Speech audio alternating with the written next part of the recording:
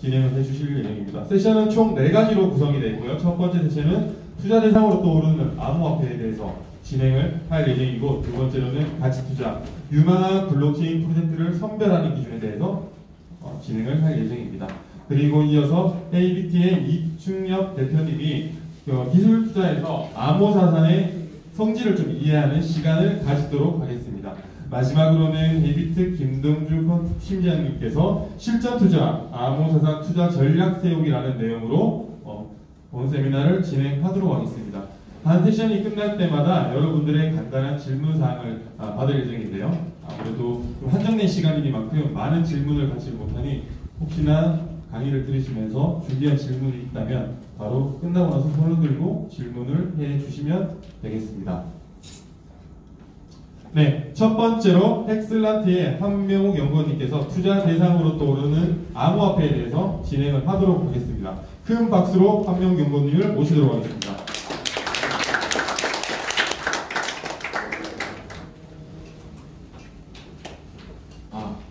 네, 안녕하세요. 오픈클래스 오늘 첫 인트로를 맡게 된 엑슬란트의 한명욱이라고 합니다.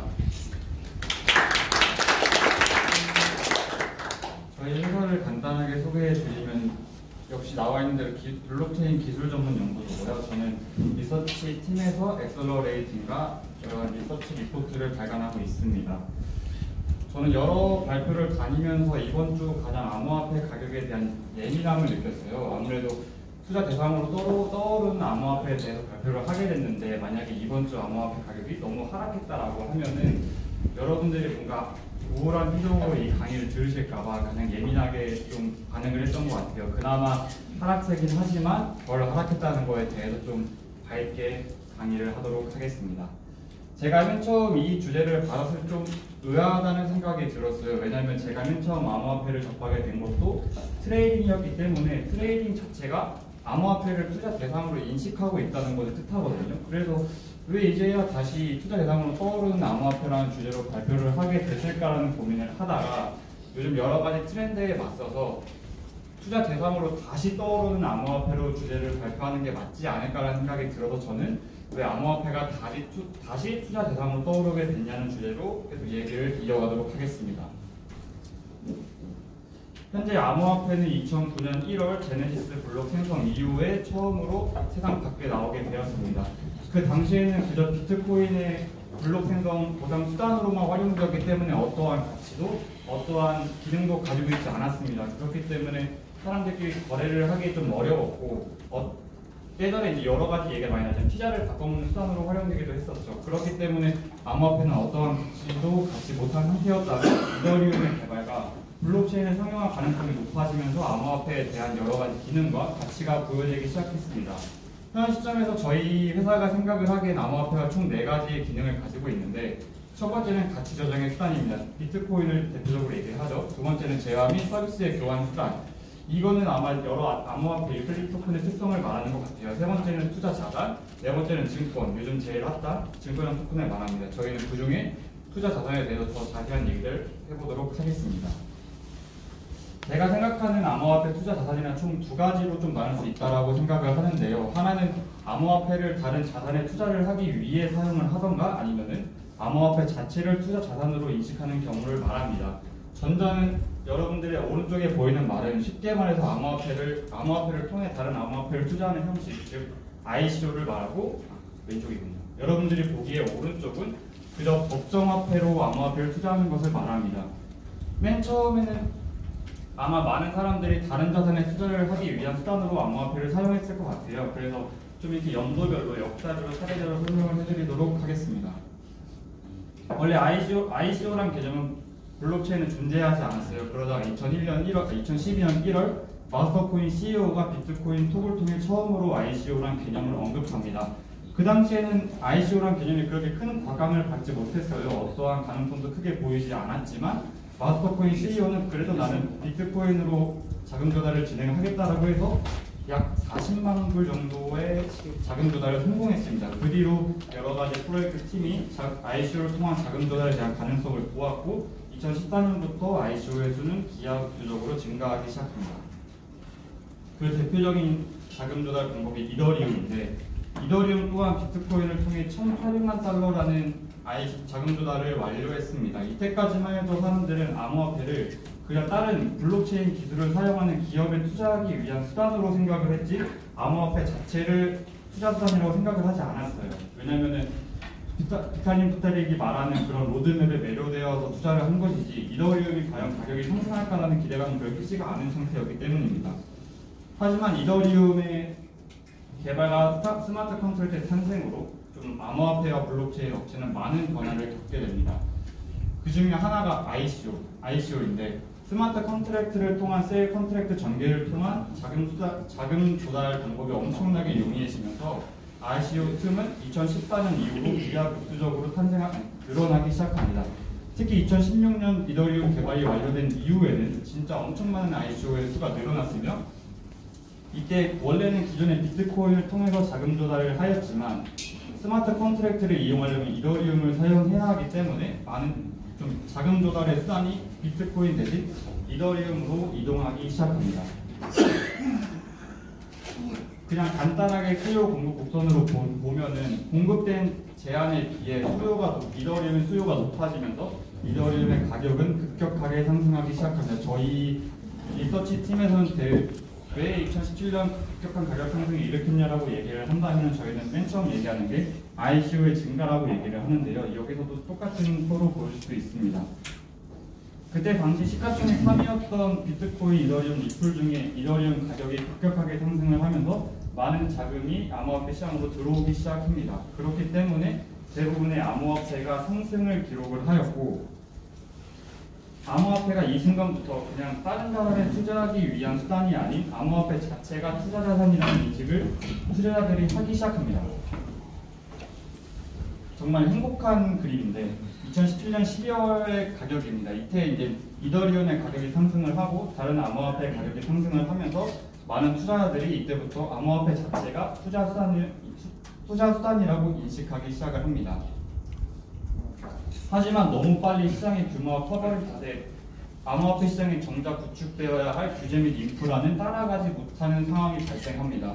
아무래도 시장에서 좀 규제 및 인프라가 구축되어 있지 않았기 때문에 여러 가지 비윤리적 행동이 일어나는데 특히 재판매의 경우에는 프라이빗 단계에서 투자자가 좀 낮은 가격으로 세일을 들어간 다음에 보통 다른 투자 자산보다 빠른 엑시트를 하기 위해 팀의 양해를 구하지 않고 다른 사람한테 재판매를 한다던가 아니면 프로젝트 팀의 경우 자금 조달이 끝난 뒤에 개발을 진행하지 않고 도망가는 사태가 발생했습니다. 특히 많은 투자자들이 애용하고 있는 거래소의 자산이 좀 해킹을 당하면서 자산에 대한 어떠한 액션도 없이 자산 가치가 하락하는 경우가 발생합니다. 이러한 문제가 발생을 하면서 기존 다른 자산에 투자하는 투자자들은 암호화폐가 과연 투자 대상이 맞는 것인가에 대한 의문을 제기하기 시작합니다. 그러면 이제 의문을 말하기 전에 과연 투자 자산이란 무엇일까라고 얘기를 한번 해보고 싶네요. 용어 사전에 보면 투자 자산은 정상적인 영업이익 활동 외에 투자를 목적으로 보유하고 있는 자산을 뜻합니다.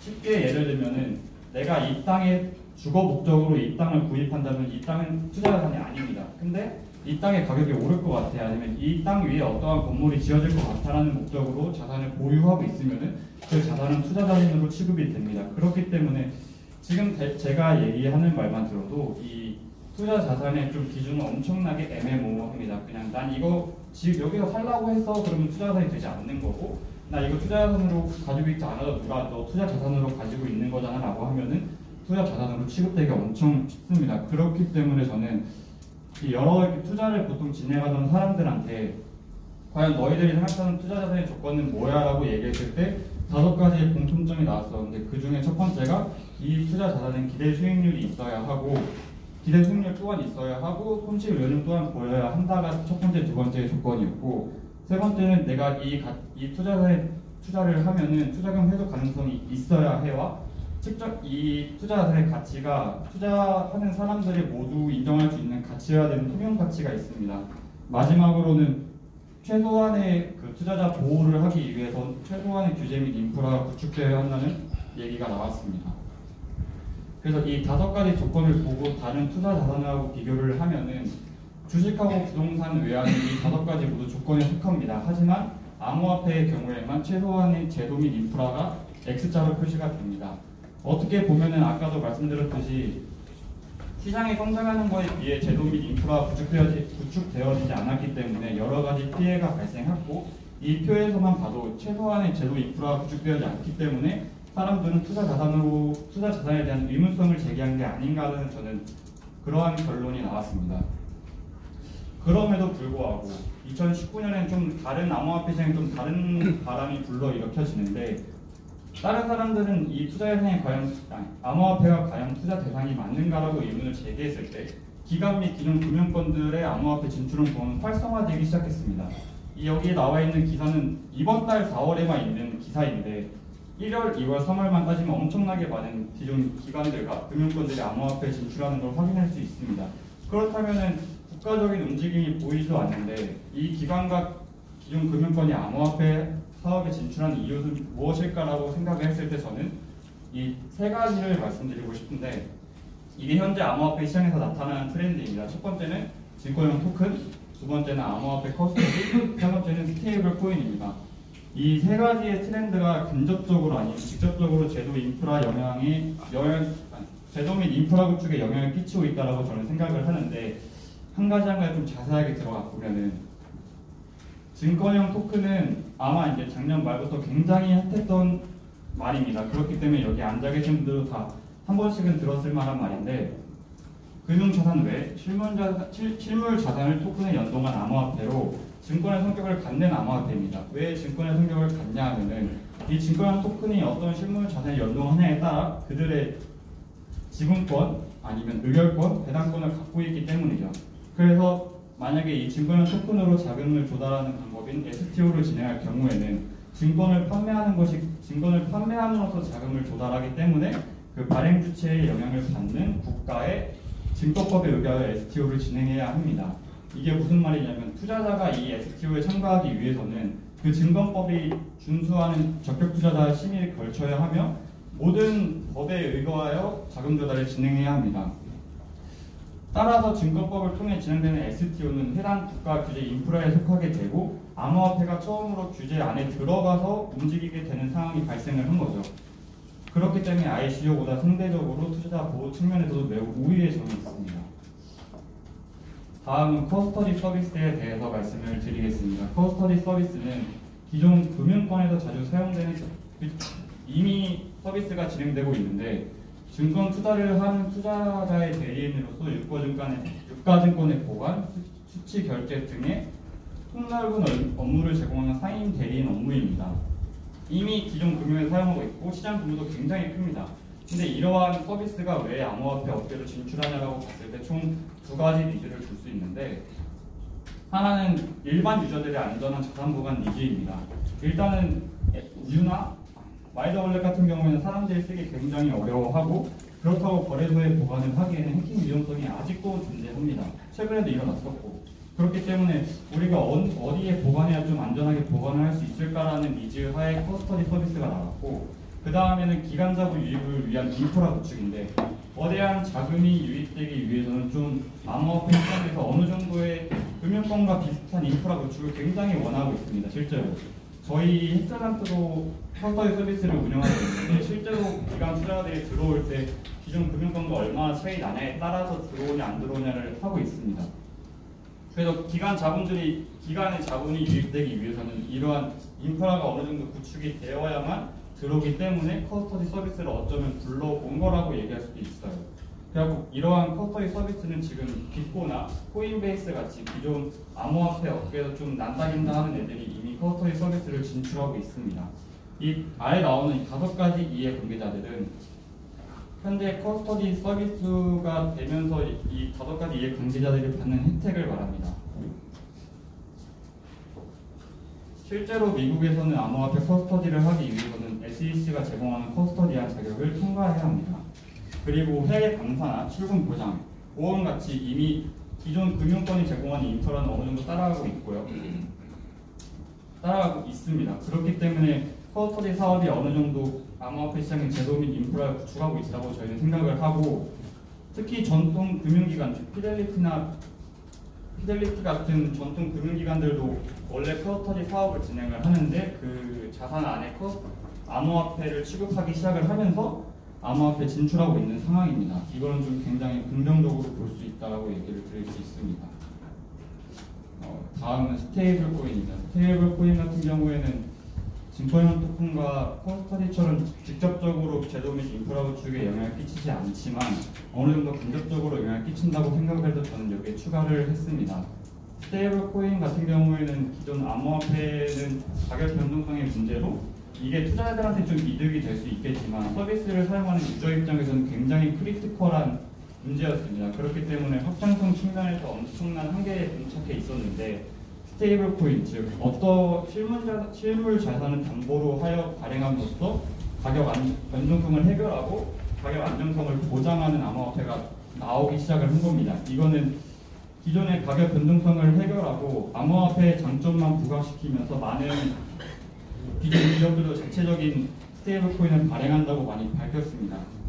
여기에 나오는 작년 말부터 나온 페이스북도 그렇게 얘기를 했고 JP모건, 저희가 잘 알고 있는 KT 또한 자체적인 스테이블 코인을 발행하면서 암호화폐 사업에 진출한다고 얘기를 하기 시작을 했습니다. 이러한 기존 대형 금융권과 업체들이 스테이블 코인 발행 계획을 얘기하면서 직접적인 인프라 구축에 영향을 끼치지 않지만 어느 정도 국가한테 명확한 규제의 필요성을 압박하고 있다고 저는 생각을 합니다. 이러한 세 가지의 트렌드의 가장 공통점이 최소한의 제도 인프라 구축에 어느 정도 영향을 끼치고 있다고 저는 생각을 합니다. 앞서 5가지 자산 중 4가지는 이미 5가지 조건을 해당을 했는데 암호화폐만 최소한의 제도 인프라를 구축하지 않은 상황에서 이러한 3가지 트렌드가 만들고 있는 영향이 저 X자 표시를 동그라미 표시로 바꾸고 있는 게 아닌가라고 저는 생각이 듭니다. 그렇기 때문에 아마 이 5가지 조건을 만족하고 투자 대상으로 다시 떠오르면서 기관 및 기존 금융권들이 암호화폐 시장으로 참여를 하게 되고 오늘 같은 강의가 열리지 않았나라고 생각이 듭니다.